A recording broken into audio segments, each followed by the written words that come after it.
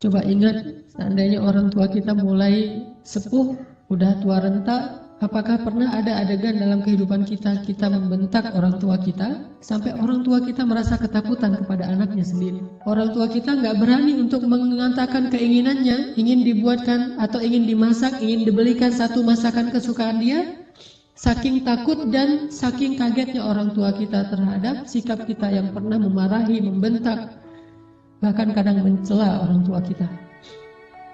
Coba ingat adegan itu yang pernah terjadi di suatu pagi di rumah kita kepada orang tua kita. Adegan yang pernah terjadi di suatu malam di hadapan orang tua kita.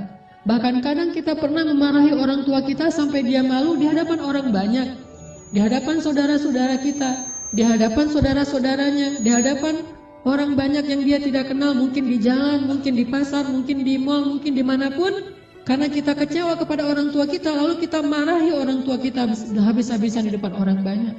Sampai orang tua kita merasa sedih, kecewa, lalu merasa takut kepada anak yang dulu sering dia gendong.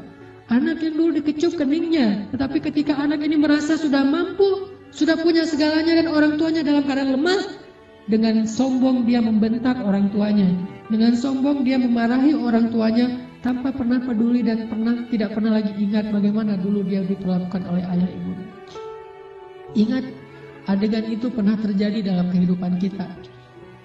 Kalau kita merasa kita tidak pernah melakukan itu, mungkin kita adalah seorang pelupa. Saya kira orang seperti kita yang dulu pernah masa-masa kelam, pernah nggak stabil emosinya, pernah mengalami masa-masa sulit. Saya kira semua kita pernah ngalamin masa ketika kita benar-benar menyakiti perasaan ayah dan ibu kita.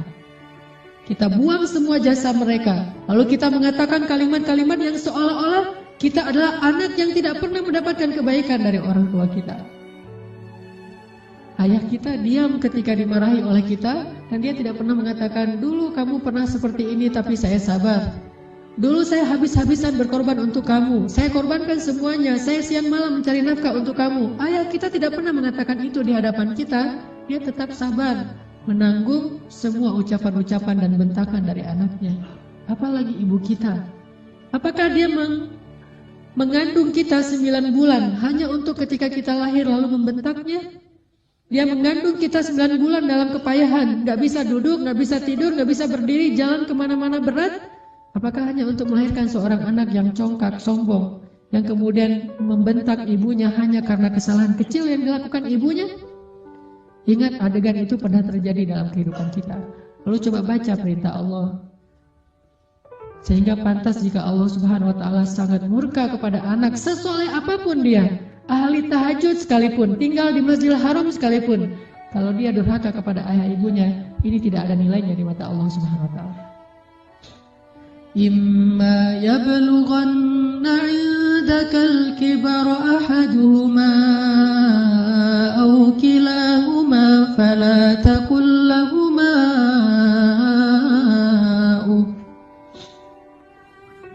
Seandainya salah satu dari mereka atau keduanya tumbuh atau hidup bersama kalian dalam tanggungan kalian, maka janganlah sekali-kali kalian mengatakan kepada keduanya kalimat-kalimat yang menyakiti. Uffin. Allah larang kita untuk mengatakan itu. Lebih baik kita tidak pernah sholat sunnah sekalipun, kalau kita masih bisa tetap menjaga lisan kita kepada orang tua, daripada kita menjadi ahli ibadah tetapi kita tidak mampu menjaga lisan kita dari menyakiti orang tua kita. فلا تقل لهما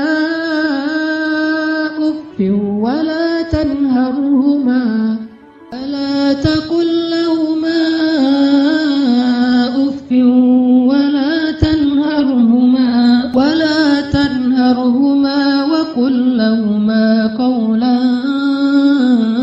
كريما. فلا تقل لهما أف. Kalimat uff ini adalah kalimat ketika seorang anak tidak mau mendengar ucapan nasihat dari orang tuanya, dia berpaling, maka itu adalah kalimat uff. Dia tidak mengabaikan apa yang diucapkan oleh orang tuanya adalah kalimat uff. Orang tuanya belum selesai berbicara, dia sudah pergi, itu adalah kalimat uff. Orang tuanya memberikan usulan tetapi bagi dia itu sesuatu yang tidak penting, maka itu kalimat uff. Semua kalimat mengabaikan yang menyakiti perasaan orang tua kita adalah kalimat uff. Sedangkan wala tanharhuma adalah kalimat seorang anak yang merasa lebih benar daripada orang tuanya. Kalimat sombong, kalimat yang seorang anak merasa lebih tahu daripada orang tuanya. Atau bisa jadi orang tuanya melakukan satu kesalahan kecil, lalu anaknya melarang orang tuanya melakukan kesalahan itu. Ibu, jangan malu-maluin saya di depan umum. Ayah gak usah seperti itu. Melarang orang tuanya melakukan sesuatu yang menurut dia tidak pantas, itu termasuk wala tanharhuma. Jangan larang dia. Biarkan dia melakukan apa yang dia kehendaki selama itu bukan dosa besar. Bahkan apalagi urusan-urusan sepele di rumah tangga kita. Mungkin dia melakukan sesuatu yang gak berkenan bagi kita.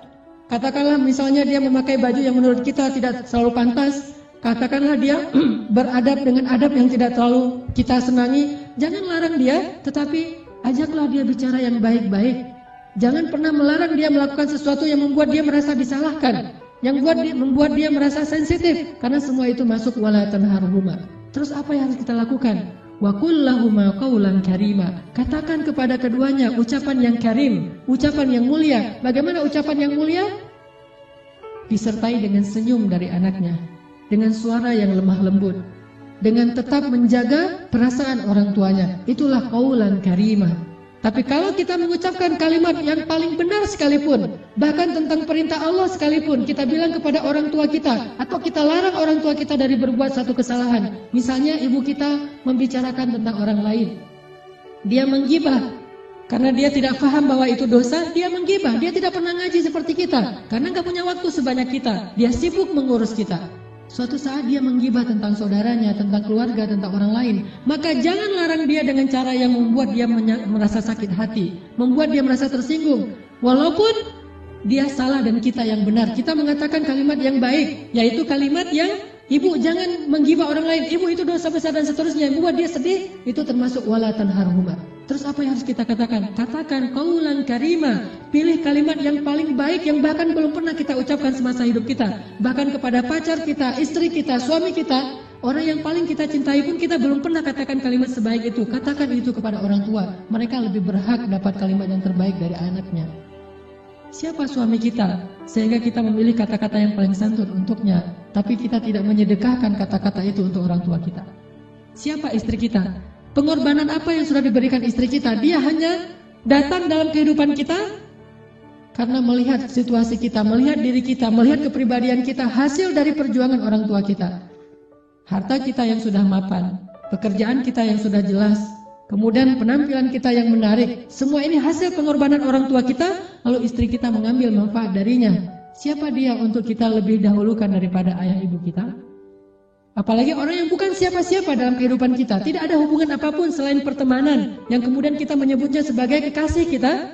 Apakah dia lebih berhak mendapatkan qaulan karima daripada ayah ibu kita? Makanya Allah mengatakan wa qul lahuma qaulan karima. Selalu tersenyum ketika berbicara kepada orang tua kita, bahkan dalam kondisi ketika kita tidak nyaman perasaannya, dalam kondisi kecewa sekalipun, dalam kondisi tersinggung sekalipun, kita berhak untuk tersinggung, tetapi kita tidak berhak untuk mengekspresikannya di hadapan orang tua kita. Wajar manusia tersinggung, wajar manusia kecewa, tetapi kita tidak berhak sama sekali mengekspresikan kekecewaan itu di hadapan orang tua kita. Kenapa? Allah katakan wa qul lahuma qaulan karima wa la tanharhuma. Jangan tunjukkan rasa tidak senang kalian kepada mereka. Apalagi kalau orang tua kita sudah mulai pikun. Banyak kesalahan yang dia akan lakukan. Dia datang kepada kita punya budaya di keluarga bersama istri kita dan anak-anak kita. Dia datang dan melakukan hal-hal yang tidak sesuai dengan budaya di rumah kita. Kalau ayah kita seorang laki-laki yang perokok misalnya, maka dia merokok di sembarang tempat, lalu dia tidak pakai asbak, dia buang puntung rokoknya, atau mungkin debu dari rokok itu di mana-mana. Karena kita merasa bahwa rumah kita tidak punya budaya seperti ini, kita marah kepada orang tua kita. Tetap jangan marahi dia, wala tanharhuma. Jangan cela dia, jangan marahi dia, kata Allah SWT. Walaupun dia melakukan kesalahan sekalipun. Ibu kita juga demikian. Mungkin dia sering tersinggung dengan menantunya, yaitu pasangan kita, dengan suami kita, dengan istri kita. Tetap walaupun ibu kita yang salah, jangan kita menghardik dia, wala tanharhuma. Tetapi kita minta istri kita, suami kita untuk lebih bersabar kepada mertuanya. Walaupun yang salah adalah mertua. Itu yang Allah maksud wala tanharhuma. Jangan pernah, jangan abaikan apa yang dia ucapkan. Jangan cela dia walaupun dia berbuat kesalahan, tetapi wa qul lahuma qaulan karima, ucapan yang paling baik yang sekali kita ucapkan membuat hati orang tua kita merasa bahagia dan senang. Orang tua kita memang kadang butuh nafkah dari anaknya, tetapi itu bukan yang terpenting bagi mereka. Memang kadang mereka telepon kita di akhir bulan meminta dikirimin uang, tetapi itu bukan yang inti dalam kehidupan mereka. Yang paling mereka rindukan dari anaknya adalah ketika anak itu bisa datang, mencium tangan orang tuanya, tersenyum kepada orang tuanya, diam ketika orang tuanya bicara, sangat santun terhadap orang tuanya, melebihi santunnya dia kepada seorang yang paling dia hormati di antara manusia, kepada seorang ustadz yang dia kagumi, kepada seorang atasan yang dia hormati, kepada seseorang yang dia segani karena kebijaksanaannya, karena kearifannya, maka orang tua jauh lebih penting dari mereka semuanya. Wakhfid lahuma janahaz zulli minar rahmah. Wakhfid lahuma janahaz zulli minar rahmah. Wa qur rabbirhamhuma kama rabbayani shaghira. Dan rendahkanlah dirimu terhadap mereka berdua dengan penuh rasa kasih sayang. Rendahkan dirimu. Kalau dalam bahasa Arab kalimat wakhfid lahuma janahaz dzul itu adalah kalimat ketika kita merasa tidak ada apa-apanya dibandingkan mereka. Tidak boleh seorang anak walaupun dia seorang profesor, walaupun dia seorang pengusaha sukses, walaupun pendidikannya tinggi, walaupun wawasannya luas, walaupun hartanya berlimpah, walaupun pergaulannya itu luas sekali, sehingga orang tuanya kita anggap sebagai orang tua yang kolot, orang tua yang tradisional, orang tua yang tidak banyak tahu, orang tua yang tidak gaul, yang tidak update informasi, orang yang tidak punya ilmu seperti kita, sama sekali kita tidak boleh merasa lebih dari mereka. Sama sekali tidak boleh. Kenapa? Ketika kita merasa lebih dari orang tua kita, menunjukkan kebodohan kita di hadapan Allah SWT. Allah tidak menyebut kita sebagai orang yang hikmah, sebagai orang yang arif, orang yang bijaksana, orang yang berilmu, orang yang alim, orang yang rasikhuna fil ilm. Tidak disebut sebagai orang yang musaqqaf, orang yang berwawasan. Tidak disebut sebagai orang yang cerdas, orang yang syatir. Tidak disebut itu di dalam Al-Quran kalau kita tidak bisa merendahkan diri kita di hadapan orang tua kita. Bukan rendah hati, bahkan rendah diri di hadapan orang tua kita. Orang yang cerdas itu bagi Allah adalah orang yang rendah diri di hadapan ibu bapaknya. Dia merasa bahwa dia tidak lebih tahu daripada orang tuanya. Walaupun dia tahu lebih daripada orang tuanya, tetapi dia tidak pernah merasa lebih tahu daripada orang tuanya. Sehingga ketika orang tuanya bicara, dia bisa menghargai semua yang diucapkan orang tuanya. Tidak mengatakan, itu nggak penting. Apa yang diucapkan orang tuanya menurut dia sesuatu yang tidak realistis. Zaman sudah berubah dan seterusnya dan seterusnya. Bahkan secara tidak sengaja, kadang kita mentertawakan ucapan orang tua kita. Kita mentertawakan kekolotan orang tua kita yang kadang-kadang tidak dia sengaja dia tunjukkan di hadapan kita dan anak-anak kita. Bahkan kadang kita mengajak pasangan kita. Kita mengajak anak-anak kita untuk semuanya mentertawakan nenek mereka, mertua mereka, ayah atau ibu kita di hadapan orang banyak. Bakti seperti apa ini? Seorang anak kepada ayahnya dan kepada ibunya. Ketika kita sama-sama bersama keluarga kita, anak kita yang udah pintar megang gadget, istri kita yang di tangannya selalu ada HP, sementara kita juga sibuk dengan pekerjaan kita. Apa yang ada di tangan ibu kita? Foto anaknya, foto kita ketika kita masih kecil. Dia rindu masa-masa ketika dia bisa memeluk anaknya yang sudah lama tidak memeluknya. Tapi dalam situasi kayak gitu kita mentertawakan orang tua kita. Siapa kita? Apakah kita menjadi seperti sekarang ini tanpa pengorbanan dari mereka? Maka Allah mengatakan wakhfid lahuma janahaz dzulli minar rahmah. Rendahkan dirimu di hadapan orang tuamu beserta dengan kasih sayang. Rendahkan diri dengan kasih sayang. Bahkan kalau kata Nabi ketika ada seorang laki-laki yang menawarkan diri untuk berjihad bersama Rasulullah, Rasulullah bertanya, apakah ibumu masih hidup? Dia mengatakan, ya Rasulullah, ilzam rijlaiha. Apa kalimatnya? Ilzam rijlaiha. Ilzam itu adalah terus menerus. Rijlai artinya dua kaki. Ha adalah perempuan. Maka terus meneruslah kamu seolah-olah berbakti kepada ibumu dengan kalimat terus meneruslah kamu mencium kaki orang tuamu atau ibumu. Disuruh cium kaki ibu kita oleh Rasulullah, ilzam rijlaiha, karena sesungguhnya di bawah kaki ibu kita saking rendahnya surga di mata Allah dibandingkan seorang ibu. Ternyata surga itu di bawah telapak kaki Ibu ilzam rijlaiha, kata Rasul, bukan berjihad. Bagi kamu, khusus bagi sahabat ini tidak berlaku bagi yang lain, tetapi ini pelajaran tetap sunnah Nabi. Bukan jihad yang terpenting bagi dia, karena dia belum baik kepada ibunya. Bukan berdakwah kepada banyak manusia yang terpenting bagi dia amalannya. Bukan tahajud, bukan ibadah, bukan ke masjid setiap 5 waktu dalam sehari. Tetapi amalan yang paling penting bagi laki-laki ini adalah ilzam rijlai ummika. Maka ilzamlah, tunduklah kamu, dan selalulah kamu berada di kaki ibumu. Selalulah kamu berada di kaki ibu. Gak pantas bahkan seorang anak dengan kesombongan dia duduk di atas, ibunya di bawah. Atau setidaknya dia berduduk sama rata dengan ibunya. Anak yang paling cerdas, yang paling arif, yang paling dicintai Allah itu justru dia selalu duduk di bawah kaki ibunya. Dia manja kepada ibunya, dia memijit-mijit kaki ibunya yang mungkin dulu di masa yang dia masih kecil lelah. Bukan lelah sekarang, apa sih ibu mah kerjaan dari pagi tidur aja. Mungkin sekarang dia tidak lelah karena dia sudah tidak banyak pekerjaan. Tetapi dia pernah sangat-sangat lelah ketika membesarkan kita. Maka kalau dulu kita tidak pernah memijit kakinya, sekarang kita balas. Kita mijit-mijit kaki ibu kita. Kita tanya ibu-ibu mau dipijit di bagian mana, di pundak atau di kaki atau di lengan. Pasti dia akan mengatakan tidak usah. Kalaupun dia meminta, maka kita berbahagia karena ibu kita menunjukkan apa yang harus kita lakukan. Sampai seorang salafus salih, ketika ibunya meninggal, dia menangis. Orang bertanya, ya Syekh, kenapa Anda menangis? Bukankah ibu Anda ini meninggal dalam keadaan baik, dia orang yang solehah dan seterusnya, dan semuanya juga akan kembali kepada Allah. Kenapa Anda menangis? Apa kata salafus salih ini?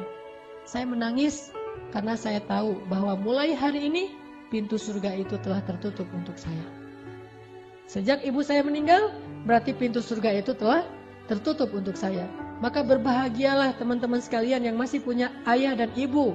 Apalagi ketika ayah dan ibu itu sudah semakin dalam tanda kutip merepotkan kita. Maka justru saat itulah Allah Subhanahu wa ta'ala memberikan kita pintu surga yang sangat lapang untuk kita masuki. Bersabarlah. Bersabarlah dalam menghadapi berbagai macam perangai mereka. Walaupun mereka menyakiti perasaan kita, jangan tunjukkan itu di hadapan mereka. Waqfid janahak. Tundukkan diri kita. Kalau perlu cium kaki orang tua kita. Terus terakhir Allah katakan, wa qur rabbir hamhuma kama rabbayani shaghira.